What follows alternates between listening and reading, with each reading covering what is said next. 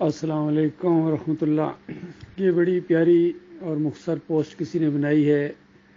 کہ جب تک تم ڈرتے رہو گے تمہاری زندگی کے فیصلے کوئی اور کرتا رہے گا۔ یہ جو ڈر اور خوف انسان کو ہوتا ہے یہ بھی گویا بت کی شکل اختیار کر لیتا ہے۔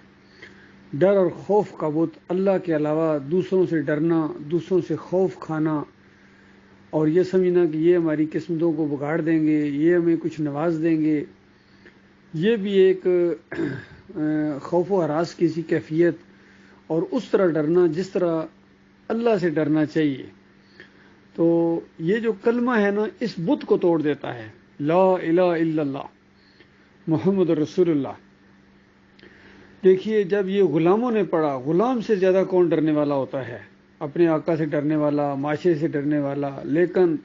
جب یہ کلمہ سمجھ آ گیا بلال رضی اللہ تعالیٰ عنہ کی،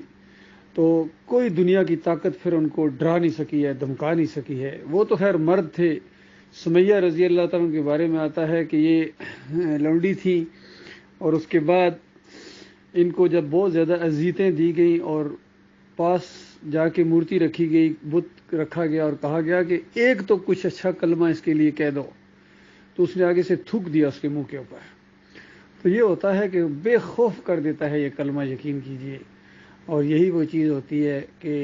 انسانوں کو انسانوں کی غلامی سے آزاد کرتی ہے۔ پھر دیکھیے نبی علیہ السلام نے فرمایا ہلاک عبد الدینار، دینار کا بندہ مارا جائے، دینار کا بندہ، یعنی پیسہ ملتا رہے جب تک تو بالکل ٹھیک رہتا ہے، اسلام کی تعریفیں بھی کرے گا اور بڑا بڑھ چڑھ کر اسلام کا خدمت گزار اور جہاد کرنے والا اور نہ جانے کیا کیا ارادے ظاہر کرنے والا، شہادت کا شوقین آپ کو نظر آئے گا۔ لیکن جیسا اس کو پیسہ دینا بند کر دیں تو اس کے بعد وہ ایسا منہ پھیرے گا، ایسا نظریں چرائے گا جیسے کبھی کوئی واقفیت تھی نہیں اور پیسے کی طرف جھک جائے گا۔ سیاسی ماحول میں اس کو یہ لوٹا کرسی کہتے ہیں کہ جدھر سے پیسہ دیکھتا ہے لوٹے کا منہ خود ادھر پھر جاتا ہے۔ لیکن جو مومن ہوتے ہیں، مخلص مومن ہوتے ہیں، وہ ایمان کے اوپر اکٹھے ہوتے ہیں۔ ایمان کے مقابلے میں ان کو پوری دنیا کی دولت جو ہے وہ ہیچ نظر آتی ہے، ان کو خریدا نہیں جا سکتا، ان کو دبایا نہیں جا سکتا، ان کو رشوت نہیں دی جا سکتی، کیونکہ ایمان کے وہ قدردان ہوتے ہیں، اللہ کے اس منصوبے کو سمجھ جاتے ہیں کہ وہ ہمارا مالک ہے، خالق ہے، جس کو چاہتا ہے زیادہ دیتا ہے، جس کو چاہتا ہے نفع تولا دیتا ہے اور جس کو چاہتا ہے وہ کم دیتا ہے، جس سے چاہتا ہے حکومت چھین لیتا ہے اور جس کو چاہتا ہے حکومت دے دیتا ہے۔ پھر اللہ تعالیٰ کی ایک سنت ہے کہ اللہ تعالیٰ نے کبھی اس قوم کی حالت نہیں بدلی ہے جس کو اپنی حالت کے بدلی کرنے کا خود خیال نہ ہو، یعنی اگر اچھی حالت میں ہے تو کبھی اس کی حالت بری نہیں ہوگی جب تک وہ ناشکری نہ کرے اور اپنی حالت کو خود ہی تبدیل نہ کرے۔ اللہ تعالیٰ نہیں کرتا ہے، شکر گزاری کرو گے تو اللہ تعالیٰ مزید نوازے گا۔ اسی طرح اگر کوئی پستیوں کے اندر ہے، غلامی کے اندر ہے اور غربت کے اندر ہے، جکڑی ہوئی قوم ہے، تو وہ کبھی اس سے نہیں نکالی جائے گی جب تک وہ اس سے نکلنے کے لیے خود کوشش نہیں کرے گی اور پلاننگ نہیں کرے گی۔ اسی طریقے سے دین اسلام کا غلبہ یہ گھر بیٹھے بیٹھے نہیں ہو جائے گا کہ آپ اپنے گھر بیٹھے رہیں بس نماز روزہ کرتے رہیں، تو وہ آپ کا انفرادی ایک عمل ہے۔ دین اسلام کبھی غالب نہیں آئے گا۔ دین اسلام غالب آئے گا جب آپ پلاننگ کے ذریعے اللہ کی اس دعوت کو پھیلائیں گے اور اس کے اوپر جم جائیں گے اور نبی علیہ السلام کا طریقہ اختیار کریں گے، صحابہ اکرام کا طریقہ اختیار کریں گے، تو آپ دیکھیں گے کس طرح اللہ تعالیٰ کی رہنمائی آئے گی، ماحول بنتا جائے گا، ایسے ایسے لوگ آپ کے ساتھی بنیں گے کہ آپ کا وہم و گمان بھی ادھر نہیں گیا ہوگا۔ ایسی ایسی جگہ سے اللہ تعالیٰ آپ کے رزق کا انتظام کرے گا، وسائل کا انتظام کرے گا، اسباب کا انتظام کرے گا کہ آپ کا وہم و گمان بھی وہاں کہیں نہیں گیا ہوگا۔ اللہ تعالیٰ اس طرح قدرت رکھتا ہے۔ لہٰذا یہ جو توحید کی دعوت اٹھی ہے اس ملک سے، اپنے ملک سے، یہ بہت ہی اللہ کی رحمت اور شفقت کی وجہ سے اٹھی ہے اور پوری طرح اسی انداز سے اٹھی ہے جس طرح مکے میں اٹھی تھی، جس طرح ہر دور کے انبیاء نے توحید کی طرف اور اس نقطے سے وہ ہٹتے نہیں تھے۔ اللہ تعالیٰ نے غیر نبیوں کے ذریعے اپنی قدرت دکھائی کہ غیر انبیاء کے ذریعے وہی دعوت اٹھا دی، اور اس سے پہلے بھی مالک اٹھاتا رہا۔ سابق کا واقعہ دیکھیے، غیر نبی ہیں لیکن کس طرح توحید کی پہچان گئے ہیں اور پوری قوم کے اوپر انگلی رکھی ہے کہ ہماری پوری قوم کو کیا ہو گیا ہے، ان سرفروں کو کیا ہو گیا ہے، بادشاہ سلامت کو کیا ہو گیا ہے، اس کے وزیروں اور مشیروں کو کیا ہو گیا ہے، ان فوجی افسروں کو کیا ہو گیا ہے، اس زمین و آسمان کے مالک کو چھوڑ کر یہ اوروں کو پکارتے ہیں، اور پھر دلیل بھی نہیں لاتے ان کی دتائی دستگیری مشکل کشائی اور حاجت روائی اور غوثیت کی دلیل نہیں لاتے ہیں، بس کہتے ہیں کہ باپ دادا کرتے آ رہے تم بھی کرو۔ ہم کیسے کریں؟ تمہارا اگر دماغ خراب ہے تو ہمارا بھی کیا دماغ خراب ہے؟ تم اگر پتھروں کے پجاری ہو، قبروں کے پجاری ہو، مزاروں کے پجاری ہو، عرس اور میلے کرنے والے ان کے رکھوالے بن گئے، تو کیا ہم بھی رکھوالے بن جائیں؟ ہم تو ان کو پوری طرح پلاننگ کے ساتھ اور پوری طرح ان کے خلاف ایک جہاد کریں گے، اور بہت بڑا جہاد کریں گے اللہ کے فضل و کرم سے۔ نہ کوئی مورتی رہے گی، نہ کوئی مزار رہے گا، نہ کوئی گدی رہے گی، نہ کوئی گدی نشین رہے گا، نہ کوئی تعویذ گنڈا کرنے والا، نہ کوئی پنڈلیاں دبانے والا، نہ کوئی پنڈلیاں دبوانے والا، نہ کوئی رکوع کرنے والا، نہ کوئی سجدے کرنے والا ان بتوں کے سامنے۔ یہ جو مسلمانوں کے مندر ہیں، وہ جو کسی نے ایک کتاب لکھی تھی میرے خیال میں عبد الرزاق ملی آبادی 1925 کے اندر اس نے وہ کتاب لکھی الوسیلہ، اور اس کے مقدمے میں اس نے جو بات بیان کی وہ قابل غور ہے، اور اس کا نام اس نے رکھا مسلمان مشرک، کہ مسلمان جب مشرک بن جاتا ہے تو کیا کرتا ہے کہ اللہ کے علاوہ دوسروں کو پکارتا ہے، اور اگر پوچھو کہ پیدا کون کرتا، کہے گا اللہ، زمین و آسمان کا نظام کون چلا رہا ہے اللہ، پوچھو کون بیٹے دیتا، کہے گا اللہ، کون بیٹیاں دیتا ہے، کہے گا اللہ، کون کھوٹی کو کھری کرتا ہے، کہے گا اللہ،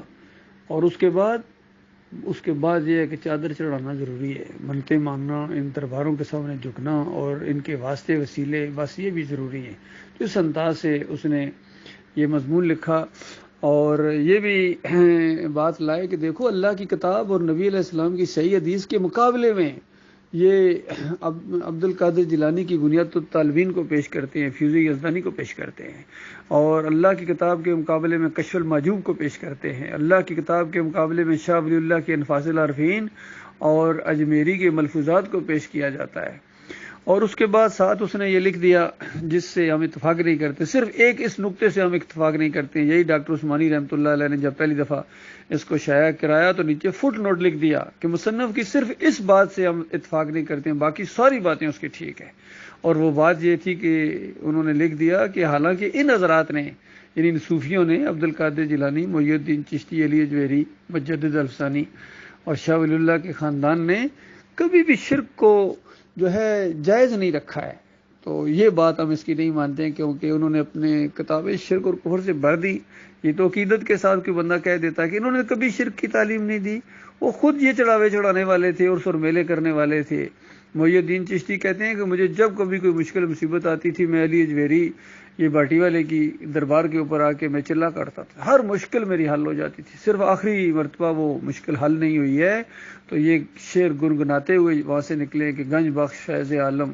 مظر نور خدا، ناقصانہ پیر کامل، کاملانہ رہنما۔ یہ ایسا مشرکانہ اور کافرانہ شعر جو اتنے بڑے بورڈ کے اوپر پورے مزار کے اوپر لکھا ہوا ہے تاکہ 6 میل سے بھی وہ نظر آئے، کیونکہ جب قوم مشرک بن گئی ہے وہاں جا کے دیکھو اللہ کے بندوں غور کرو، یہ وہ قوم تھی جو توحید کے نام پر اٹھی تھی، دیگیں چڑھائی جا رہی ہیں، دمالیں ڈالی جا رہی ہیں، بینڈ باجے، ہر جگہ ڈھول ڈھمکے، اور بڑے بڑے وزیر اور مشیر اور بادشاہ اور جنرل اور کرنل آ کے ماتھا ٹیک دیتے ہیں۔ بتاؤ یہ اسلام ہے؟ یہ توحید ہے؟ ہمارے prime minister, ex prime minister بھی جا کے مزار کے اوپر جا کے سجدہ کیا ہے، اور کہتے ہیں یہ سجدہ نہیں ہے، یہ تو میں نے عقیدت کے ساتھ بوسہ دیا ہے۔ اچھا بتاؤ بوسہ دیا جا سکتا ہے چوکھٹ کو بغیر سجدے کے؟ بالکل اسی طرح جس طرح جب تک سازش نہیں ہوتی ہے مداخلت نہیں کی جاتی ہے، پہلے سازش ہوتی ہے پھر مداخلت ہوتی ہے، اسی طرح پہلے سجدہ ہوتا ہے پھر وہاں بوسہ دیا جاتا ہے۔ تو یہ سجدے، یہ غیر اللہ کی پکاریں، یہ 11ویں، یہ 12ویں، یہ محرم کی سبیلیں، یہ گھوڑے کی پوجا، یہ گائے کی پوجا، یہ سب بیوقوفی ہے، جہالت ہے، شرک ہے، اللہ کے ساتھ، اپنے مالک کے ساتھ غداری ہے، یقین کیجئے۔ اور اس نے سزا ایسی خوفناک رکھی ہوئی ہے کہ جس کے تصور سے بھی رونگٹے کھڑے ہو جاتے ہیں جب تم اس جہنم کی آگ کے اندر جاؤ گے، جس کے مقابلے میں یہ سورج جیسی بڑی مخلوق ہو، یہ معمولی نظر آئے آپ کو، اتنی بڑی خوفناک جہنم ہے اللہ تعالیٰ نے پہلے سے بنا کے رکھی ہوئی ہے۔ وہاں خون اور پیپ کی وادیاں ہیں، وہاں زنجیروں کے اندر جکڑ کے گلے میں توق ڈال کے ان کو کبھی ایک وادی میں گھسیٹا جائے گا، اور وہاں کے پہاڑ تصور نہیں کر سکتے وہاں اندر کیسی وادیاں ہیں، پہاڑ ہیں جن کے اوپر چڑھایا جائے، سعود پہاڑ کے اوپر چڑھایا جائے گا ان کافروں مشرکوں اور منافقوں کو، پھر وہاں سے پھینکا جائے گا، اور ایسی ایسی اندر وہ ہے کھائیاں ہیں اس کے اندر کہ 70 سال لگے ہیں، اوپر سے ایک پتھر پھینکا گیا، 70 سال کے بعد اس کی تہہ میں پہنچا ہے۔ اللہ کے بندوں کو غور کرو، اس کے اندر انسانوں کو ڈالا جائے گا اور جنوں کو ڈالا جائے گا، جو اللہ کے ساتھ شرک کرنے والے، چادریں چڑھانے والے، عرس اور میلے کرنے والے اور کافر اور مشرک ہو گئے تھے، اور جمہوریت کا مشرکانہ ہر چیز ان کو پسند تھی، لیکن نہیں ان کو پسند تھی اور نہیں اعتبار تھا، تو اپنے مالک اور خالق کے اوپر اعتبار نہیں تھا۔ گالیاں دینے کے لیے ان کو اللہ اور اللہ کے رسول کے علاوہ کوئی نہیں ملا بے ایمانوں کو۔ شرک اللہ کو گالی ہے، اللہ کو گالی دینے کے بعد اگر آپ یہ سمجھیں کہ اللہ نے تمہارے لیے جنت الفردوس تیار کر کے رکھی ہوئی ہے تو یہ تمہاری خام خیالی ہے۔ نکلو ان فرقوں سے اللہ کے بندو، بریلویت سے نکلو، دیوبندیت سے نکلو، اہل حدیثیت سے نکلو، چکڑالویت اور سہروردیت اور نقشبندیت اور چشتیت اور قادریت، یہ سارے مشرکانہ انداز ہیں، یقین کرو۔ نکلو ان سے، جمہوریت اس سے بھی نکلو، یہ بھی مشرکانہ نظام ہے۔ توحید کی طرف آؤ، ایمان خالص کی طرف آؤ۔ اللہ تمہارا حامی و ناصر اور میرا بھی۔